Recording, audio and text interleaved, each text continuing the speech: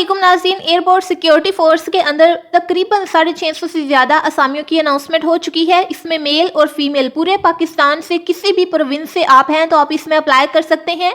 और प्राइमरी पास वाले भी अप्लाई कर सकते हैं, मैट्रिक पास वाले भी अप्लाई कर सकते हैं, इंटरमीडिएट और ग्रेजुएशन सभी लोग इसमें अप्लाई कर सकते हैं। बहुत अच्छी अपॉर्चुनिटी है, गवर्नमेंट जॉब है। तो आपको इनकी तफसील बताते हैं। तो सबसे पहले आपको असामी का नाम और इसकी क्या क्वालिफिकेशन रिक्वायर्ड है, उसके लिए एज लिमिट क्या है, वो सारा कुछ बताते हैं। लास्ट से हम स्टार्ट करते हैं। तो जो लास्ट वाली असामी है, आपने इसको गौर से सुनना है ताकि जो असामी पे आपने अप्लाई करना है वो आपको मिल जाए। तो ये आप देख सकते हैं 14वें नंबर पे लास्ट वाली असामी है एमटी ड्राइवर की। ये 5वें स्केल की जॉब है, इसमें सिर्फ मेल्स अप्लाई कर सकते हैं। ये मैं इस एक असामी की बात कर रही हूँ, ऊपर फीमेल्स के लिए भी बहुत ज़्यादा असामियाँ हैं। ये जो एमटी ड्राइवर 5वें स्केल की असामी है, ये इसके लिए प्राइमरी क्वालिफिकेशन रिक्वायर्ड है। आपको ट्रैफिक के कवानीन पता होने चाहिए, आपके पास ड्राइविंग लाइसेंस हो, 18 से 35 साल के दरमियान आपकी एज लिमिट है, तो आप इसमें अप्लाई कर सकते हैं। और इसके अंदर टोटल 5 सीटें हैं। इसके बाद नाज़रीन दूसरी असामी जो इससे ऊपर वाली है वो है ये कंपाउंडर की। तो कंपाउंडर के अंदर ये इसमें मेल्स और फीमेल्स दोनों अप्लाई कर सकते हैं। 7 स्केल की ये जॉब है और इसके अंदर मैट्रिक क्वालिफिकेशन रिक्वायर्ड है। 18 से 30 साल के दरमियान इसकी एज लिमिट है और इसके अंदर सिर्फ एक ही सीट है और वो सिंदही के लिए है। इसके बाद नाज़रीन सिंदही के लिए है और मेरिट पे भी एक सीट है। मेरिट का मतलब ये होता है कि आप किसी भी प्रोविंस से हैं तो आप इसमें अप्लाई कर सकते हैं। आपको किसी सूबे के लिहाज से नहीं बल्कि आपको मेरिट पे लिया जाएगा। इसके बाद नाज़रीन नर्सिंग असिस्टेंट, ये जो 12वीं पोस्ट है ये नर्सिंग असिस्टेंट की है। ये 7 स्केल की जॉब है, मेल और फीमेल कोई भी हैं आप इसमें अप्लाई कर सकते हैं। मैट्रिक क्वालिफिकेशन रिक्वायर्ड है, नर्सिंग का आपके पास डिप्लोमा होना चाहिए, 18 से 30 साल के दरमियान एज लिमिट है। इसके बाद नाज़रीन ये 11 वाली पोस्ट है मेडिकल अटेंडेंट की, इसके लिए भी मैट्रिक क्वालिफिकेशन रिक्वायर्ड है, नर्सिंग का डिप्लोमा हो, 18 से 30 साल के दरमियान इसकी एज लिमिट है। इसके बाद लैब अटेंडेंट की जॉब है, ये 7 स्केल की जॉब है। इसके अंदर पंजाब मेरिट पे एक सीट है, साबका फाटा मेरिट पे एक सीट है। मैट्रिक क्वालिफिकेशन इसके लिए रिक्वायर्ड है, 18 से 30 साल के दरमियान इसकी एज लिमिट होनी चाहिए। इसके बाद नाज़रीन 9 वाली पोस्ट है रिलीजियस टीचर की।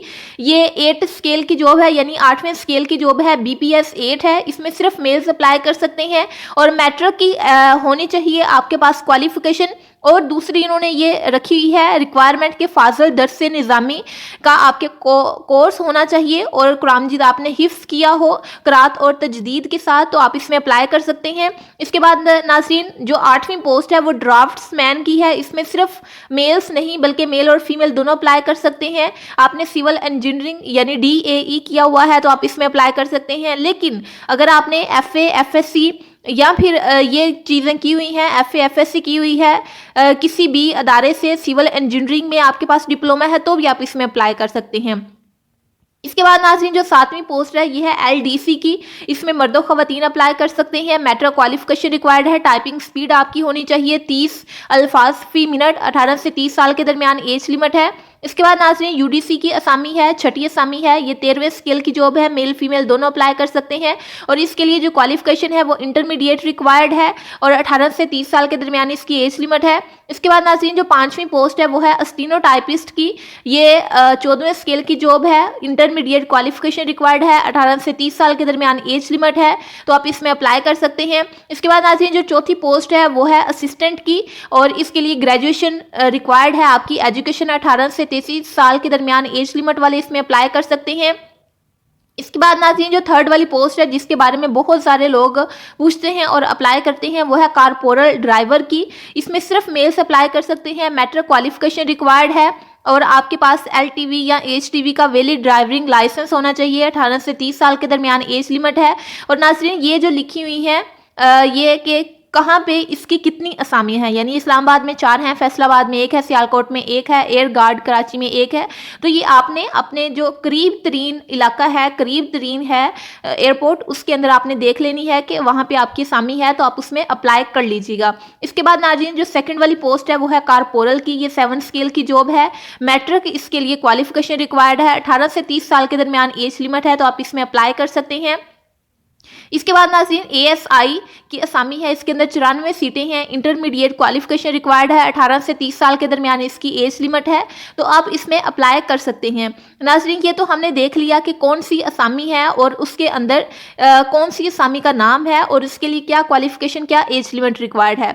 इसके बाद नाज़रीन इसकी उम्र की बलाई हाथ में आपको कुछ राय दे दी जाती है कि अगर आप इन स्पेशल कैटेगरी से बिलोंग करते हैं तो आपको उम्र की बलाई हाथ में राय दे दी जाएगी। अगर आप किसी मुसल्लह अफ़वाज से हैं, यानी पाकिस्तान आर्मी, नेवी या फिर एयरफोर्स से रिटायर्ड शख्स हैं, तो आपको 15 साल की उम्र की रिलैक्सेशन दे दी जाएगी। और अगर आप सरकारी मुलाजमीन हैं, उनका कॉन्ट्रैक्ट की बेस पे हैं, 2 साल हो गए हैं आपको अपनी मुलाजमत के दौरान, तो आपको 10 साल की राय दे दी जाएगी। और अगर आप सिंध, दही, बलोचिस्तान, गिलगित बल्तिस्तान, साबका फाटा, आज़ाद जम्मू कश्मीर ऐसे इलाकों से हैं जहां पे अकलियत होती है, तो आपको 3 साल की एज लिमिट की वो दे दी जाएगी रिलैक्सेशन। और अगर आप कोई ऐसे पर्सन हैं जो सरकारी मुलाजमीन, ऐसे सरकारी मुलाजमीन की बेवाएँ हैं, बेटे हैं, बेटियाँ हैं जो कि दौरान मुलाजमत इंतकाल कर गए हैं, तो आपको 5 साल की राय दे दी जाएगी।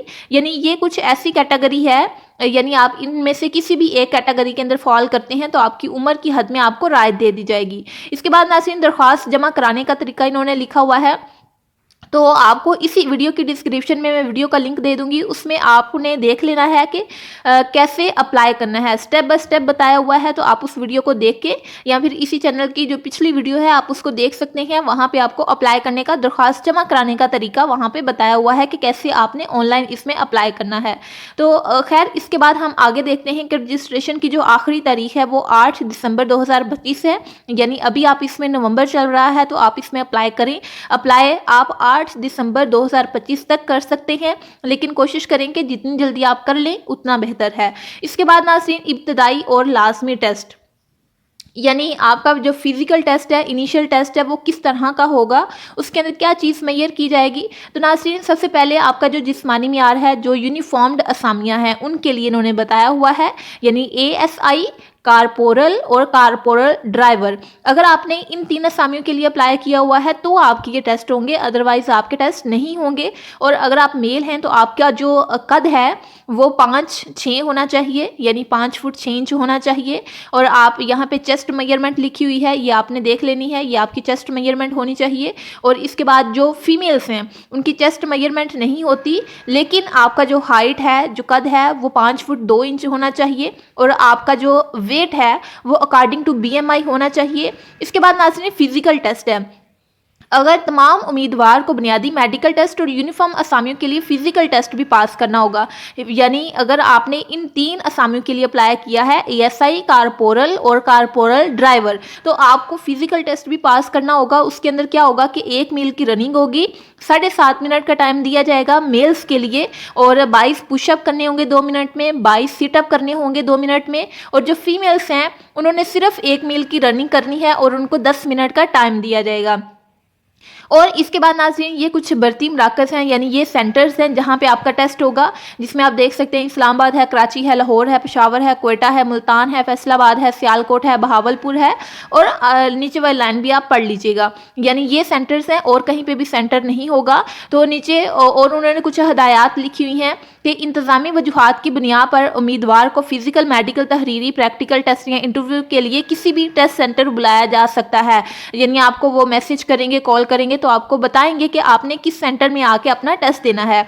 इसके बाद नाज़रीन उन्होंने लिखा हुआ है कि जब आप टेस्ट देने आए तो मुनासिब लिबास पहन कर आएँ। यानी अगर आपने फिजिकल टेस्ट के लिए जाना है तो जोगर यूज़ करें, यानी PT शूज़ जो होती हैं उनका आप इस्तेमाल करें, गैर मुनासिब लिबास नहीं होना चाहिए। और अगर आप कोई बीमार हैं या आप कोई इलाज हो रहा है तो आप इस दौरान टेस्ट में हिस्सा ना लें, वरना कोई हादसा होगा तो महकमा जिम्मेदार नहीं होगा। इसके बाद नाज़रीन उन्होंने लिखा हुआ है कि अहले उम्मीदवार को फिजिकल, मेडिकल टेस्ट में नुमाया कारकर्दगी की बिना पर अगले मरहले यानी तहरीरी या प्रैक्टिकल टेस्ट के लिए शॉर्ट लिस्ट किया जाएगा। यानी अगर आपने आगे आगे जाते जाना है, अपनी शॉर्ट लिस्टिंग करवानी है, तो आपको जो है वो अच्छे से हर एक मरहले के अंदर कारकर्दगी दिखानी होगी। इसके बाद तहरीरी इम्तहान है। अगर आपने ASI, कारपोरल और सिविल असामियों पे अप्लाई किया है तो पे स्केल 6 से 15 के लिए उनका तहरीरी इम्तहान भी होगा।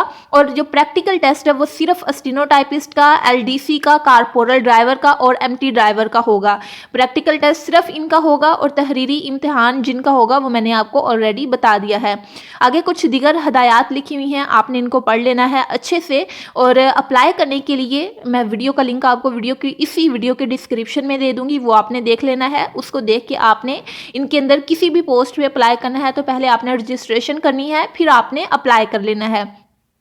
तो नाज़रीन, उम्मीद है कि ये जो एएसएफ के अंदर भर्तियां अनाउंस हुई हैं आपको इनकी मुकम्मल डिटेल मिल गई है। और अगर आपको किसी भी असामी के बारे में कुछ पूछना है या फिर आप कुछ पूछना चाहते हैं जो आपको समझ नहीं आया तो आप उसको कमेंट कर सकते हैं। और अगर आपको वीडियो अच्छी लगी तो वीडियो को लाइक और शेयर करिएगा और चैनल को सब्सक्राइब करना ना भूलिएगा, क्योंकि इस चैनल पर आपको जॉब्स की अपडेट मिलती रहेगी।